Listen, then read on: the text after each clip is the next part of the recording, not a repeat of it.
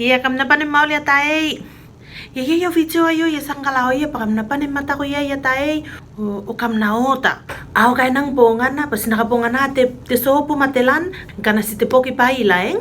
Ya ta kamasan dongo. Aw mata ta tay ya te man na yo ay ala na te coronavirus sing. Ay ala nang pakay matang te COVID-19. Ane alan te awlak ya yo. Yang kane elu ay telan na video ay napatasi sinanolia pa makuling kang ate sopo pa isilingang kang ate man na te coronavirus napalua kanina te poka payo kam nanoling kan steps akay nakalaoy o kam nakatayan kalawa te step pani nanon namiyaw si nanon teleilay tabo ko na ko yay away nang po nga napanganak kon te poka paim kutaon te poka paim na kon te man na wapuy te sekon yung ke enamahan vasiliki te pokan paim te sopo matelan yang kane atay fatay vae pi lima mata kumain te video ayo.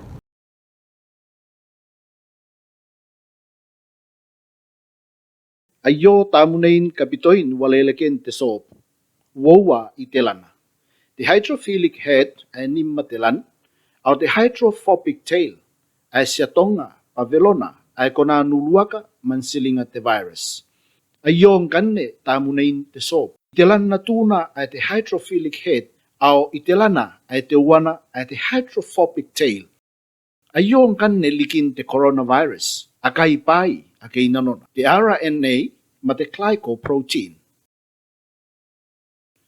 Ayo on the virus ayalanaki pati lipid envelope ay kayuluakaki in the soap pa ekalawaki mantikilis.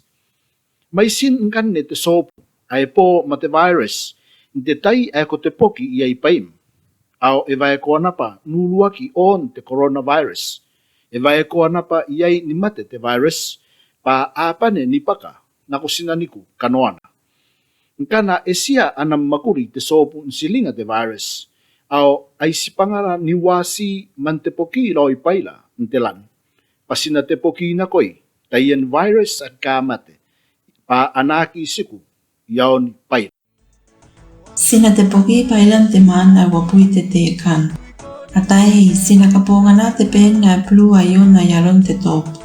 Eka nga yaron te pokan te pai. Tepoki na noni paim. Akun paim au malenan taponi paim au iterana na pale tiwana malenan taponi paim mai nanona taponi paim mai pupura mai iterana na pale tiwana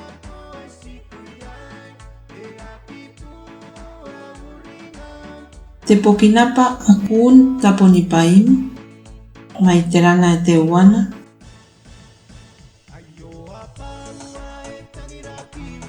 te pokinapa ukini paim aulinga napa te pokai terana te wana kangai napa matomani paim pana isyaki raoi Atay ayo aron te pokan paila pana roko raoi te topu malenan taponi paim pana mate man yay.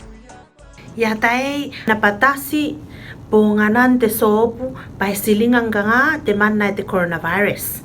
Napalua aw kay nang ponga na basina te poki paila na konte man na luwa se fulu se kone aw man vasiliki. Ngkai kamao ta kamasan dola te video ayo ang kanne may kai so se ko nga ko na ko yay ko sugun te ausi yung ke ko sugun na manlele yung ke ta poliki na ko ko taon te poka paim telan mate sopu ngayan ya tay kakavay ko an te poki paimi ngangay kam sina ko na te poki paimi asya na itapua ki payong kanne kana kam keve te poki paimi ayo ay ponim te coronavirus ko nilani kong kanne kon silingan nga ngayane ko na taon kaponga nate so pumatelan pati sobu silinga te coronavirus so telan ngayane kakipana ko te coronavirus man paim te sobu silinga o te man ne ayla kakipana ko te coronavirus ay man paim panalo na ko nakakileken te coronavirus pati coronavirus na pa mayu ikai ikoa ipani mayu tapon ni coronavirus ikunanan mayu ikai maya ko ngayane nang inang ponga nang anak ko ko te poka paim, tai si ke venan te poki angango, ko pon te poki alain kangai, ko sia ko kangai yakin na, ko mang kangai pa ko na pon rap laoi, ko na pon te poka na ko laoi ay ay may yakun paim, pa na panim mate tayan coronavirus. So sakinasi te coronavirus, so se mande te na pa kakai mate te so matelan. Ngayan ko taon te poka paim te so matelan, te manai luas se fulu se kone yung ke man vasiliki. Kana si panin tuma, yaki ko ng logo te coronavirus na ko hilom, na ko namutu, maapala ni kapane tuval, yaki na ko ng logo te coronavirus na ko nuyeng, yata siya ni may kaya tayo, au kampasin lapa, matikakabong. Ayo apang wae tangiraki, imui korine manipuraita, yaki puang ringanay nalong, apang wae tangiraki. Ayo apang wae